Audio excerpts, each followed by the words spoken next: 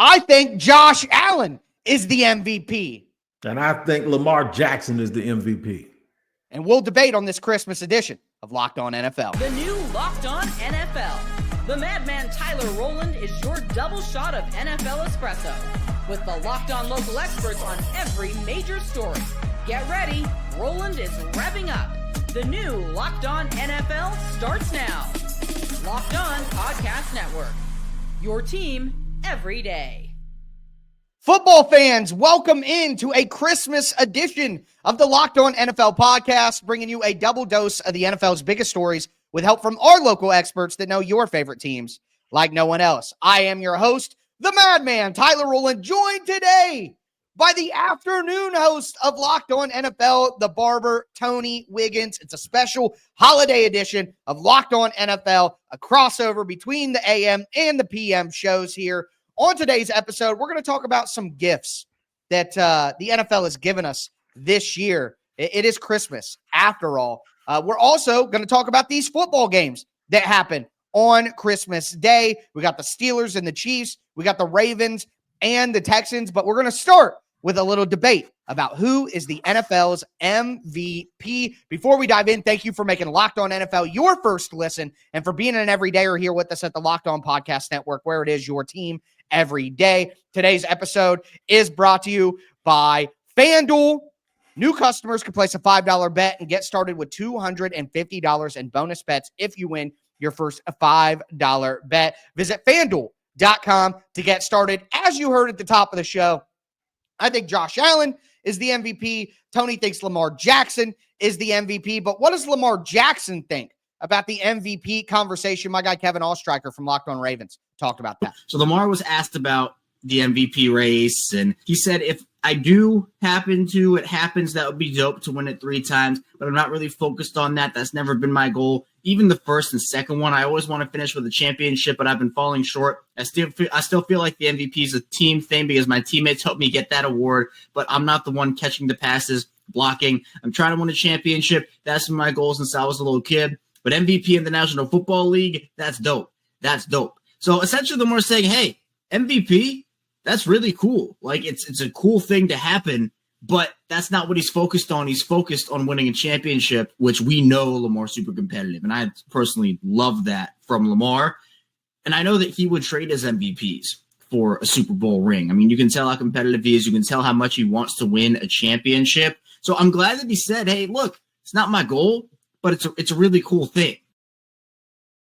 I love the sentiment from Lamar Jackson. Like, I totally agree with that for him. Love his attitude towards it. But let me say this. I'll just quickly make my case here.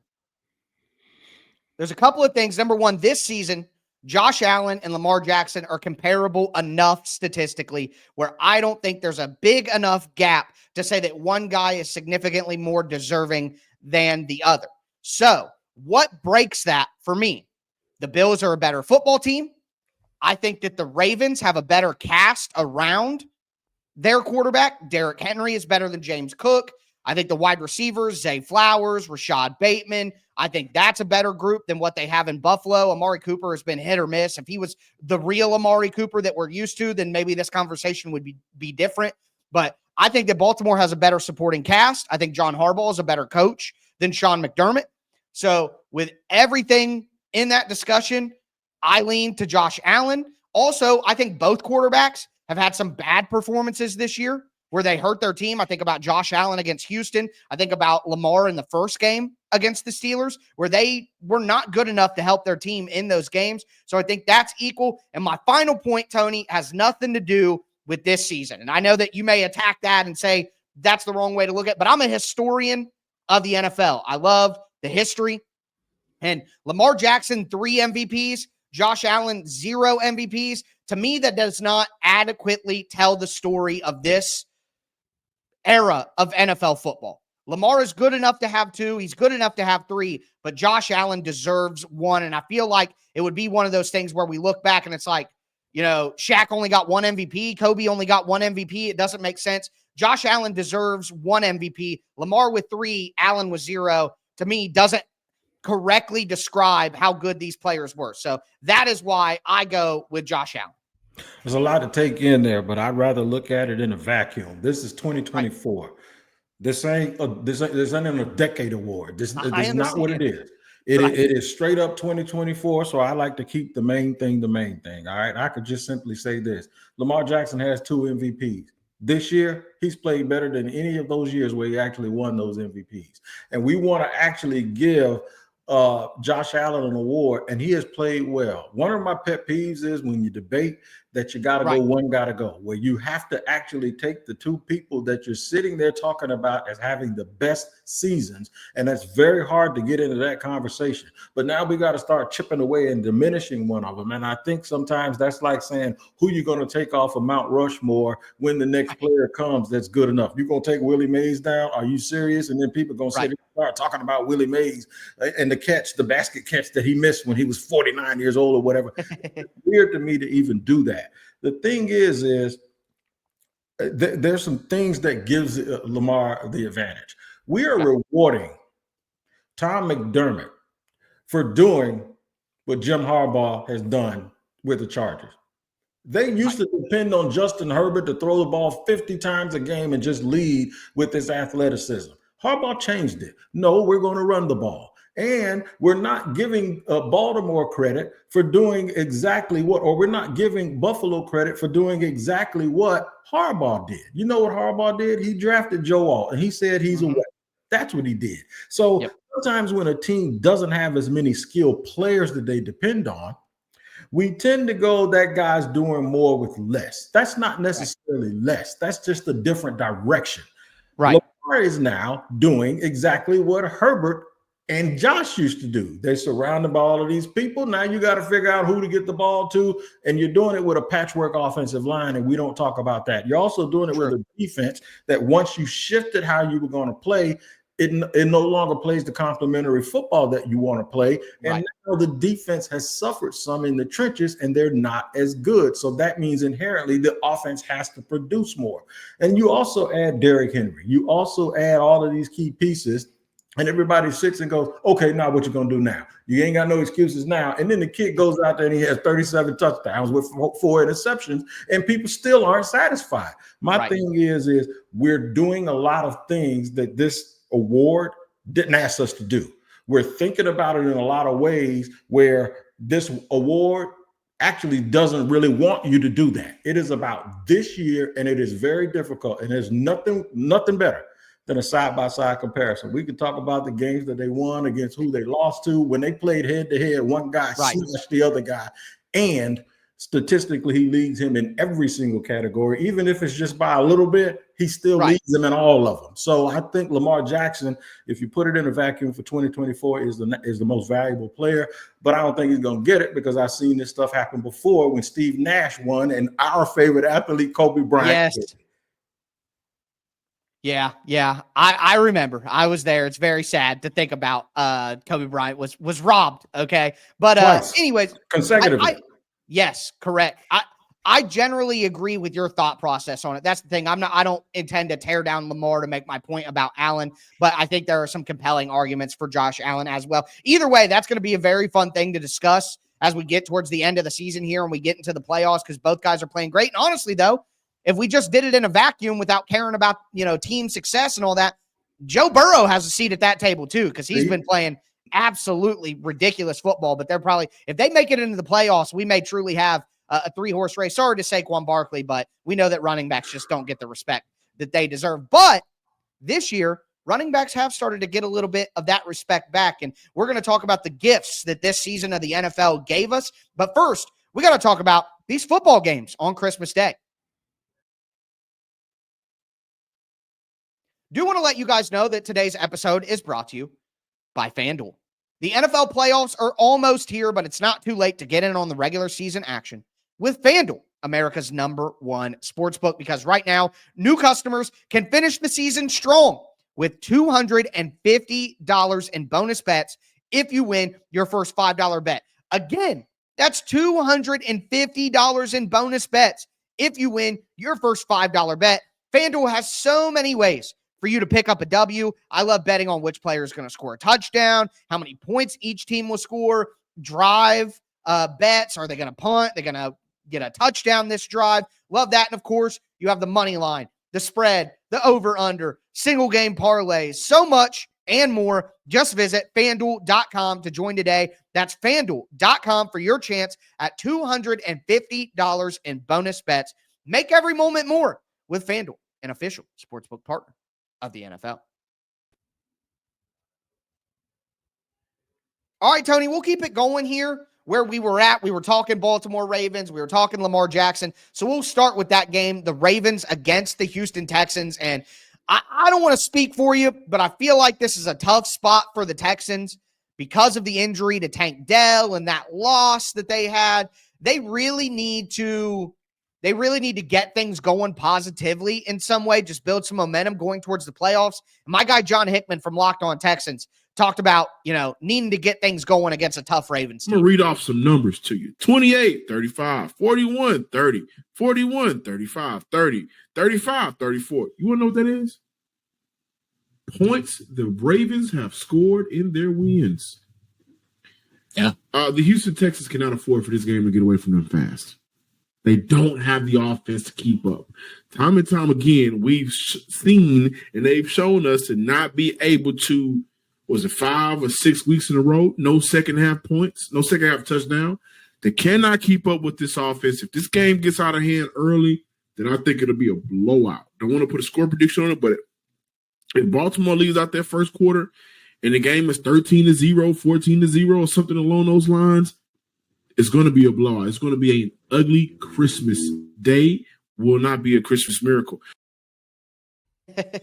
I agree with John, but even more than just the game itself. Like I was saying, with the Tank Dell injury, that loss to Kansas City, the way that it felt for the Texans probably going back to Houston, not only do they need a fast start to deal with Baltimore, but they need a fast start to kind of get over those negative feelings that they had last week. They do. And when you get a fast start, you can start playing with a certain attitude and a certain tempo. Yes. The last thing they need to do is try to come from behind, because here's a news flash for you. Their offensive line is terrible. And when they're put in a situation where they absolutely have to throw the ball, that whole the offensive line problems that they did not expect. And this is not right. Pretty much injury related. So the offense has struggled because of the line, but then you have to add those injuries into the wide receiver room and Joe Mixon not being there early on. And it really, really changed a lot of things for them. They've been okay defensively. Their stars have played like stars. Certainly their 2 pass rushers, their corner, their linebackers are all over the place. Mm-hmm. But you can never, ever replace, and you and I both know this very well, a bad offensive line, and they have been bad this year, especially on the interior. And your quarterback, even though he can play off schedule, is better when he can plant his foot in the ground and use that beautiful throwing motion. They have really, really, really struggled in an area where they did not expect it, and they don't have an answer for it. And Bobby Slowick's reputation as this great play caller who's going to be another head coach like Liam Cohen or Ben Johnson is taking a bit of a hit. Yeah, I think Bobby Slowick is the big name here. And look, I was high on Bobby Slowick last year during the Titans coaching search. So I got to take a little egg on my face with that. He has not been very good this year. They have not been efficient down to down. And we can talk about the offensive line, but the offensive line was pretty good for the Texans last year. So what exactly has happened there?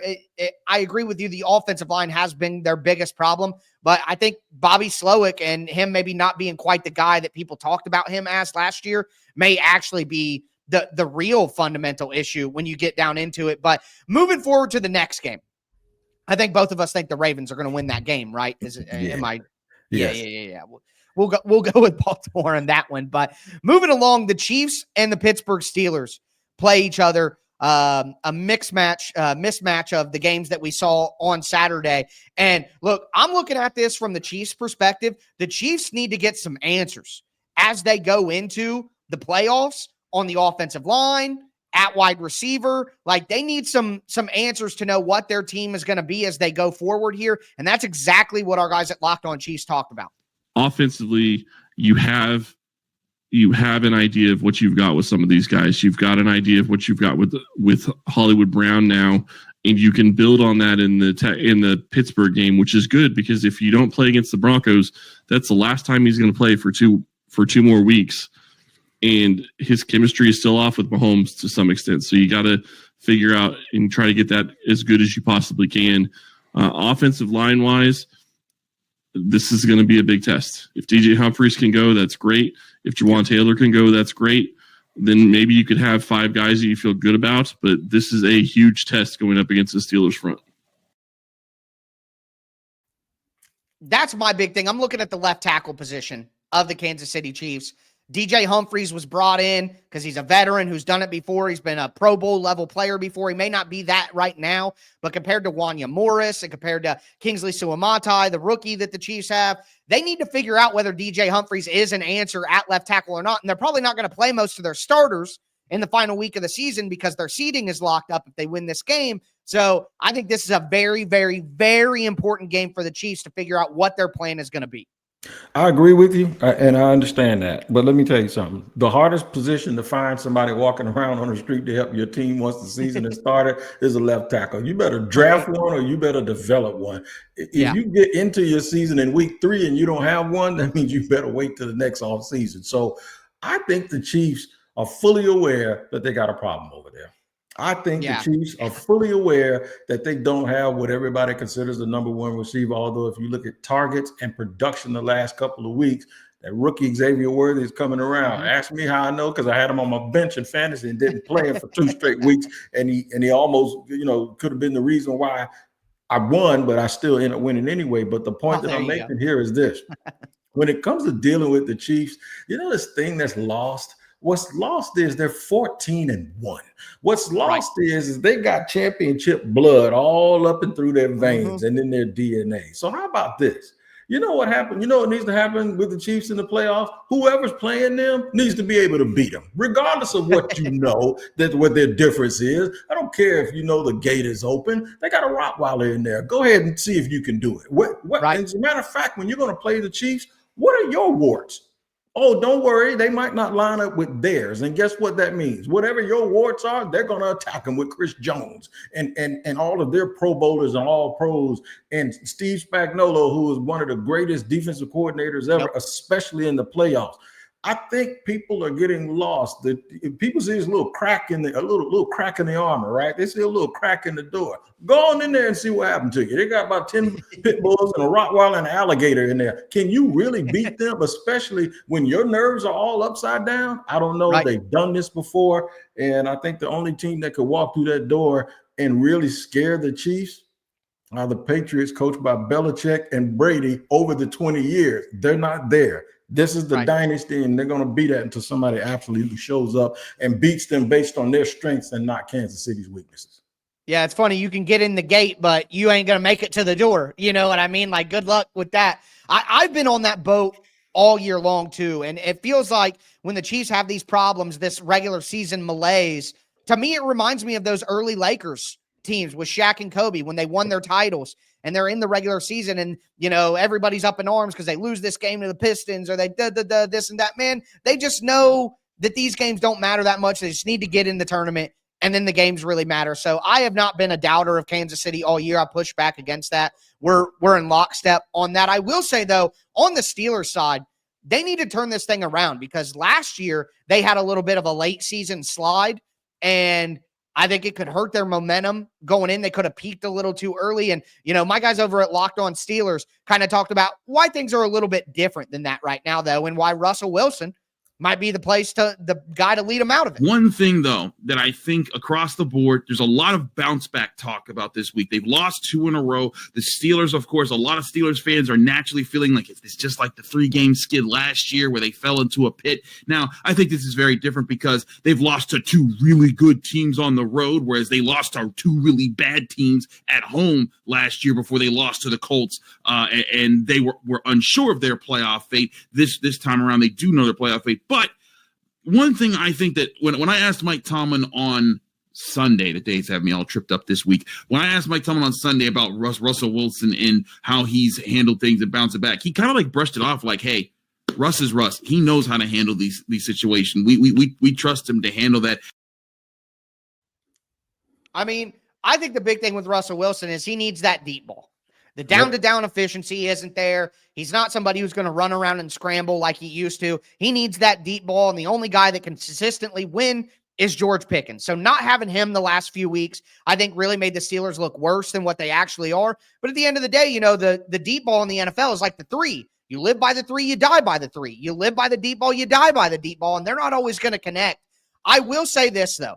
I think with George Pickens back, we've seen Kansas City at times get beat deep. In that Raiders game, they got beat deep a couple of times. That changed the game and made it much closer. And honestly, KC should have lost the game. They get that voodoo magic at the end again. With the Chiefs' issues on the offensive line at offensive tackle right now, and the Steelers' strength in that area, and then the deep ball back with George Pickens, the Steelers have burned me 2 weeks in a row, Tony. I had them plus 3.5 against Pittsburgh or Philly, plus 6.5 against the Ravens. But I'm sorry, I'm going again. I think the Steelers keep this one close, but I still do think that the Chiefs find a way to win. I think Pittsburgh does exactly what you just said. They keep it close and they find a way to win. They're going to have to get a little healthier. I said yesterday on Locked On NFL on the Barbershop Show that Chris Carter was talking about them coming around a little bit, and maybe they get D-Jax back in the secondary. And hopefully Joey Porter Jr. isn't as banged up, because you don't want one unit being decimated like that. And then they get George Pickens back. It adds something. And Russell Wilson has been there. He has been there. And guess who else has been there? Mike Tomlin. Mark my word. I'm not saying they're going to win it. I'm not saying that they're going to win a playoff game. But the Steelers are that one team that if you come out to play against them and you play with your food, they will devour you. You better kill them when you got a chance, because if you let them hang around, they can win. Yeah, 100%. They're going to have a coaching advantage and a ton of matchups. And maybe they don't have that this week against the Chiefs, but practically any other matchup that you're going to have in the AFC, they have a coaching advantage there. But with that being said, it's time to get in the festive spirit. It's Christmas Day after all. Let's talk about some gifts that the NFL has given us this year. Do want to let you guys know that today's Christmas episode is brought to you by Prize Picks. If you love watching the game, you're going to love Prize Picks, the easiest and most exciting way to play daily fantasy, whether it's football, basketball, or any other of your favorite sports. Prize Picks makes your holidays bigger and brighter. And now you can win up to 1,000 times your money on Prize Picks. Plus, this holiday season, they're giving away $30 million in rewards during Picksmas and offering 2 free picks in December. And when your picks hit, Prize Picks makes it easy to cash out. You can get your money in as fast as 15 minutes. This week, could be looking at Jared Goff for more than 230 passing yards. Saquon Barkley for more than 1 touchdown. It's quick, it's simple, and it's so much fun to challenge myself and my friends. Download the Prize Picks app today. Use the code LOCKEDONNFL to get $50 instantly after your first $5 lineup. That's right, $50 instantly when you play just $5. It's Prize Picks. Run your game. All right, Tony, we're going to cap off today's Christmas edition of Locked On NFL. A crossover episode here between the morning show with me, the Madman, the afternoon show, and the barbershop with Tony Wiggins. We're division mates, so of course we always love having our conversations anyway, so makes it even better to do it here on the Locked On NFL podcast. But Tony, I'm going to let you go first because I really like the gift that you're going to bring up that the NFL gave us. It's on a big macro level, you know. So why don't you tell the people what gift the NFL has given us that you are most excited about? That everybody's not a copycat league. The league has actually gone backwards in play style, and I like it. They have some old school defensive coordinators that have sat around long enough and got so sick of watching this 7-on-7, got so sick of all of these free releases, got so sick of quarterbacks just being back there and trying to make big plays, that old guys like Vic Fangio and some of the older defensive coordinators, they said, you know what, we're going to turn this back into the NFC East of the 1990s. That's exactly what we're going to do from a play style perspective, and it has worked. Defense matters. Matchups matter. Forcing teams to be patient matters. Having multiple running backs matters. Being physical, blocking, and tackling matters.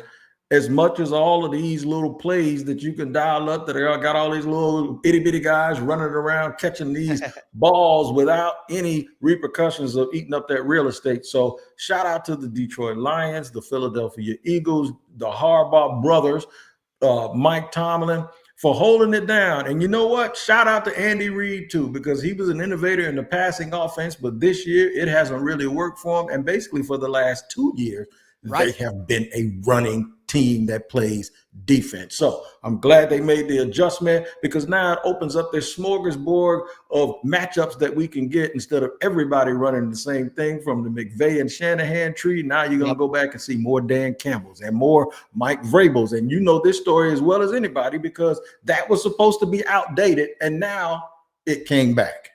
Yep. The NFL is incredibly cyclical is what it comes down to. It's you innovate on one side and then the other side catches up and forces you to adjust. And it goes like that forever. So we see this swing back on the pendulum. And I think, one thing that really highlights that is the run game. We've seen a ton more gap schemes in the NFL this year with pullers and down blocks. Whereas that zone run scheme that the Shanahans, I don't want to say made popular, because zone run was a thing when Mike Shanahan was cooking with the Denver Broncos. You know what I mean? But with the Kyle Shanahan and the Sean McVay and the Matt LaFleur, that outside zone running scheme got really, really popular. Everybody was doing it. You know what I mean? And now we've seen it go back the other way of, teams figured that out. We need to go back to those powerful, gritty, tough gap scheme runs where we're meeting you in the hole and blowing it up. And I think I agree with you. Variety is best. And I feel like that's what's hurting the NBA right now with the ratings being down. Is everybody plays the same way. It's layups or threes,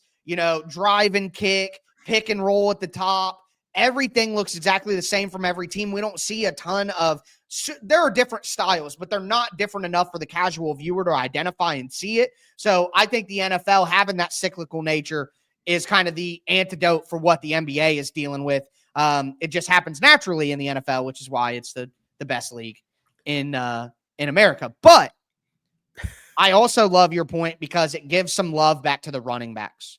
I feel like Saquon Barkley and Derrick Henry and a Josh Jacobs and, even some other guys who have gotten some love this year as well. Think like a James Cook, you know what I mean? J.K. Dobbins is hurt, but he had that bounce back. A lot of teams, their running back has not gotten, I know Tony Pollard for the Titans, 1,000-yard rusher. Like a lot of running backs, whether it be financially rewarded or not, they deserve more credit for how important they are to a team. And part of the conversation that we're having, I think, includes the running backs getting more love. But for me, the big gift that I want to give or want to celebrate being given is this quarterback class. Yeah. Caleb Williams has had his ups and downs, but he's had ups. We have seen good moments, and we know they've been a terribly coached team all year long. Like whether it be Matt Eberflus, whether it be Thomas Brown, who's simply not ready for the opportunity. Like they haven't had great coaching for Caleb Williams the whole time, but we've seen his talent flash. Jaden Daniels probably going to be offensive rookie of the year. He's taken one of the most disrespected franchises of my lifetime, born in 91 for me. So by the time I could even understand football, that Washington goodness was gone. So Jaden Daniels flipping the narrative on Washington's franchise completely. Drake May, they haven't won a lot of games, but Drake May has made some impressive plays lately. And you get down further. Michael Penix now in only one game, but man, I'm excited to see Michael Penix play here, and they could make it to the playoffs now. You look at J.J. McCarthy obviously sat down, but Bo Nix was fighting with Jaden Daniels for quite some time for offensive rookie of the year and still may be. I think that this quarterback class has been incredibly interesting to watch. It's been fun to watch these guys play. And I think that, they may not all be great. They may not all be all pros. They may not all be franchise QBs at the end of the day, but this has been a good quarterback class. And when you think of like the Kenny Pickett, Desmond Ridder, Malik Willis class, I'm just thankful that the quarterbacks were pretty solid. That's a good point. And I think our points tie together because these quarterbacks are being groomed and nurtured in a way where they can spend less time being Superman and more time being Clark Kent because of the entire situation. In the past, we wanted guys. Trevor Lawrence was one of them. We wanted them to be Superman. We wanted them. The league changed at the right time because when you talk about Bo Nix and then you talk about Penix, who we haven't seen much of, but Jaden Daniels. Now, Jaden has some special effects, but they also still have running backs. That they run the ball. They run the ball. That's right. Yes. And they're dedicated to running the football. You look at the one guy, the way all they did was go get him a bunch of wide receivers. It was the anti-Harbaugh move. You look at the one situation where they want him to just go ahead and cook and be Patrick Mahomes part 2.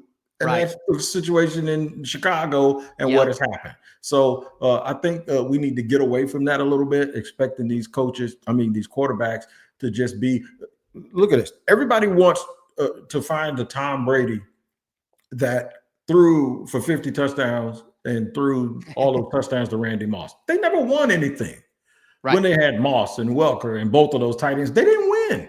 They won at the beginning with him handing the ball off and throwing it to running backs, and they won at the end with a who's who of wide receivers and a whole bunch of running backs and dudes that can just step up and you don't know who's getting the ball. That's what you go and look for. We forget there's 2 Tom Bradys, the one that was prolific with yards and the one that just won championships. And the one that won championships actually won a championship when they scored 10 points in the Super Bowl. That's all I got to tell you. Well, I think that our whole conversation right now points back to the one thing that makes football the greatest game in the world. It is the ultimate team sport. That's it. We can talk about quarterbacks. We can talk about we can talk about star players, but at the end of the day, even Tom Brady will tell you, you need a great, complete football team to consistently win. So with that being said, that is going to do it for this Christmas edition, this crossover Christmas edition of Locked On NFL. Make sure that you guys get subscribed. Check out both the AM and the PM shows every single day. Thank you so much for tuning in with us this season. We really appreciate you guys. For me, the madman, Tyler Rowland, the barber himself, Tony Wiggins, Merry Christmas, Happy Holidays, and stay safe out there.